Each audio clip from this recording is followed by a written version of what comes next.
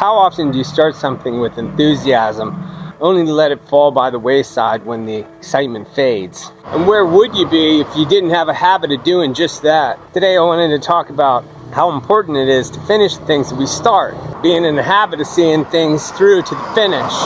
Because it isn't just about getting things done, it's about the confidence that you build from knowing that you do. And there's a lot that goes into that. Every time you finish something, you strengthen your ability to tackle bigger goals. You build your momentum and your trust in yourself. So if you're anything like me and you want to make each step count, then I'm sure there's going to be some really great takeaways from this deep dive into why finishing really matters. Because it's not just about gearing up to overcome the roadblocks, it's about putting each step forward. Having unfinished tasks is like that one thing that you keep noticing that's out of place. I don't know if you're like me, but those kinds of things drive me bonkers. If you don't know, my name is Chad Joshua, and I'm working my way towards building a 100-song catalog. And I use my channel to help me promote my songs, and I do these talks about purposefulness and motivation and working towards our goals in order to build friendships with other people who are out there working towards the things that are important to them, in order that we might have a little bit of a community wherein we can bring value to one another in our respective pursuits. And so in music and production of it, you tend to do a lot of editing inside of the computer, and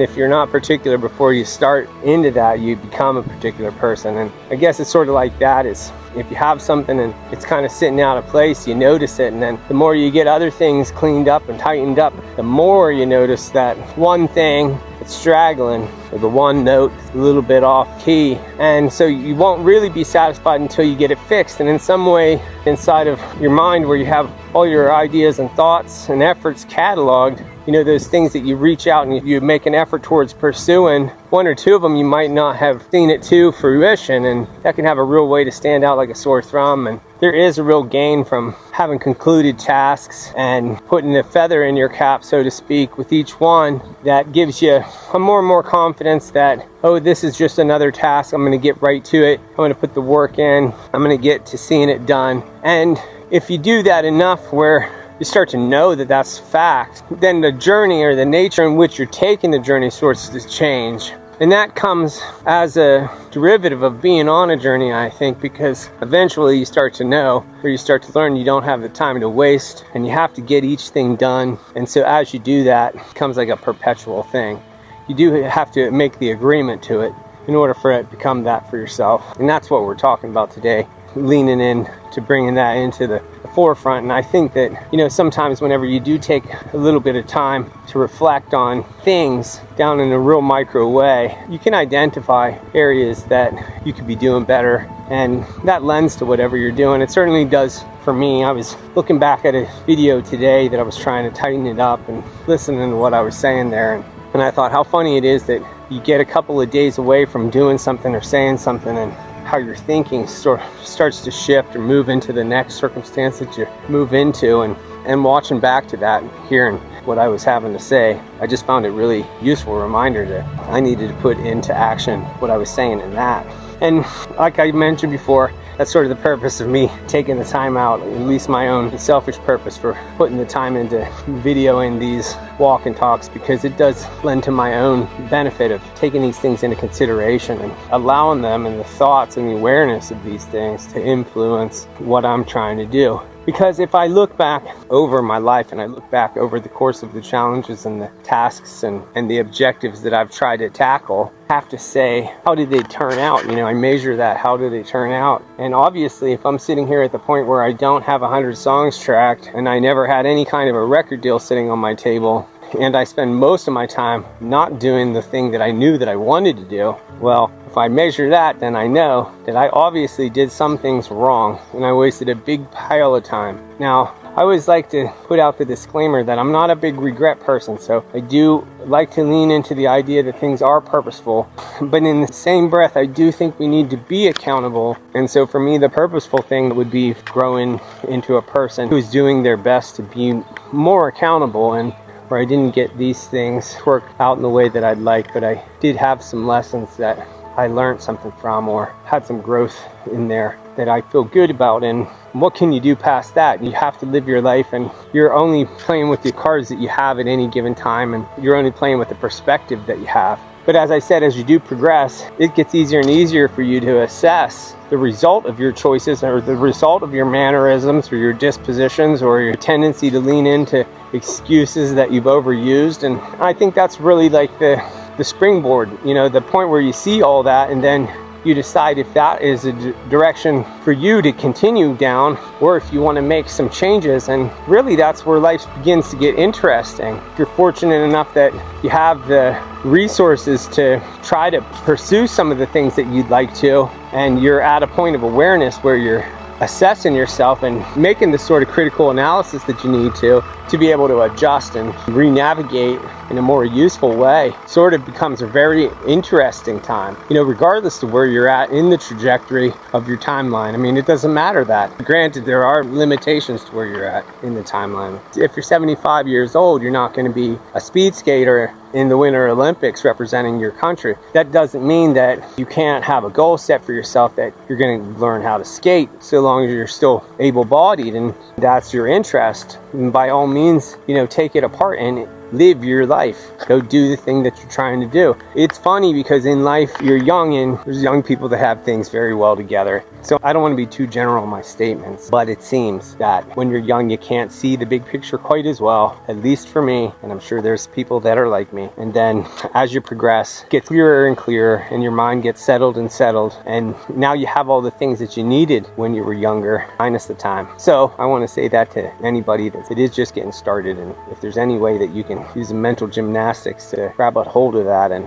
make that into something for yourself where you have some kind of an advantage of being prepared for exactly what it is that I just said, then I'd be glad that that thought was of some use to you. In order to really look at this deeper, we have to take a minute to think about why that whole phenomenon happens, why we do often feel a burst of energy right at the start but lose the momentum halfway. The answer is probably obvious. At the beginning there's a lot of excitement, there's a lot of possibility. Quite frankly, there's a lot of dopamine flooding through your systems. But finishing and seeing the task through, the dopamine's depleted, the excitement is gone, and the possibility has certainly been restricted to whatever the outcome that you have facilitated. Finishing requires discipline and focus, which don't come as easily as inspiration and excitement, and is why it's harder to sustain. Finishing, it transforms your efforts into a result. And without completion, all of the energy and effort that you invested remains unfulfilled potential. It's like going outside to start a garden and planting all the seeds and then never tending the garden, never harvesting the fruit.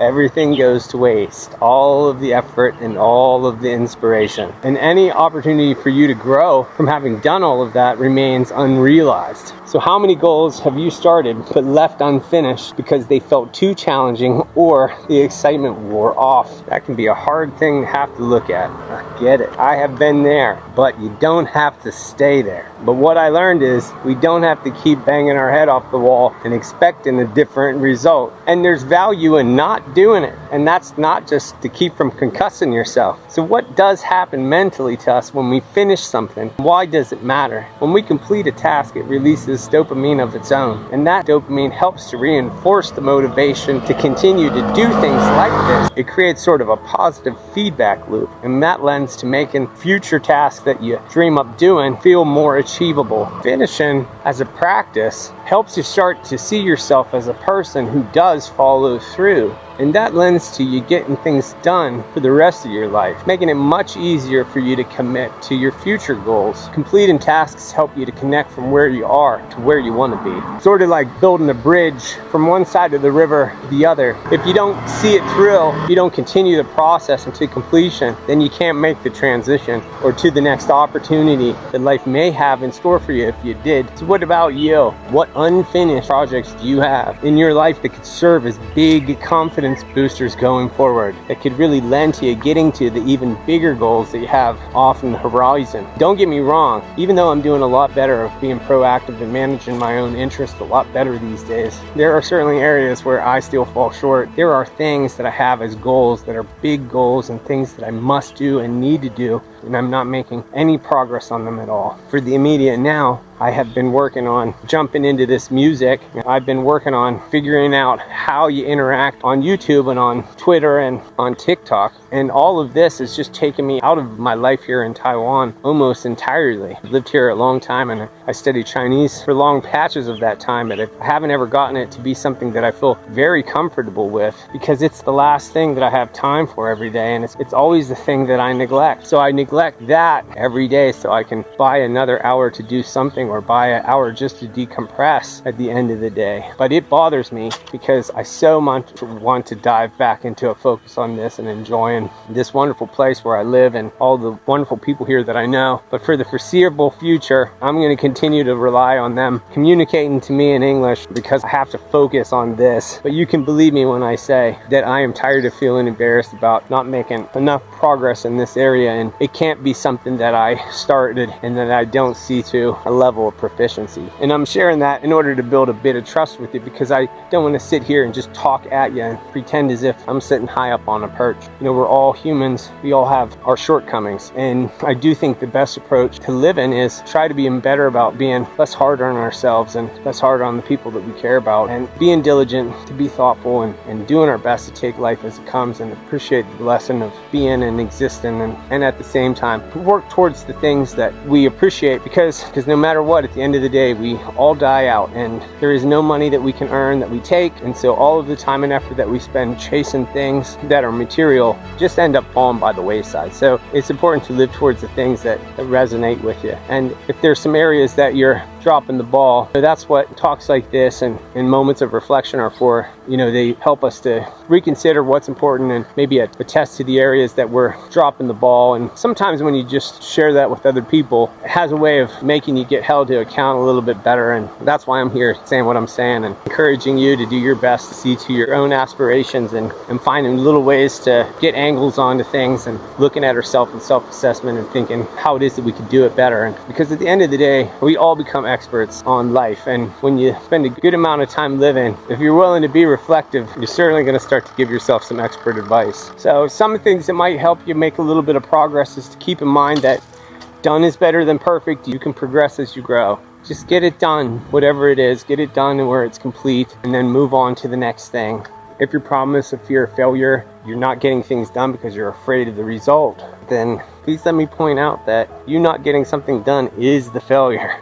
Stop looking at the result of the project as the success or the failure. Start looking at the doing of the project or the completion of the project as the success. And then the more that you do and the more effort that you make and the more projects you take on, the more projects you complete, the more success you're allowing yourself. Think about what it'd be like to look back on all of that completion and all of that success of having completed those things and all of the gained knowledge and experience and skill that you'd have picked up had you just done that. The last thing you might have to deal with is the loss of interest. So find out how you can reconnect with your original why. Why was it that you were trying to start this? What were you trying to do? Maybe there's some way in there you can approach it again in a way that helps you to re-engage with it. Remember, roadblocks are opportunities for you to blast through. And you can do that by breaking them into smaller parts so that they're more manageable and less overwhelming. And keep in mind that while there can be ripple effects for negativity, there can also be ripple effects for positivity. And if you don't light the candle, you can't see the next step. So set clear goals for yourself. Have an idea of what finished means to you before you start. Break your project down into smaller pieces and organize its progression in terms of milestones that you can know you have reached. Celebrate your small wins so that way you can maintain the energy and keep your motivation high. Find a circle of friends which can help you to stay accountable and stay accountable. And when you see it to completion, reflect on the process, and from that reflection, see what it is in there that you can't refine, making any problems tools for the next thing you set out to do.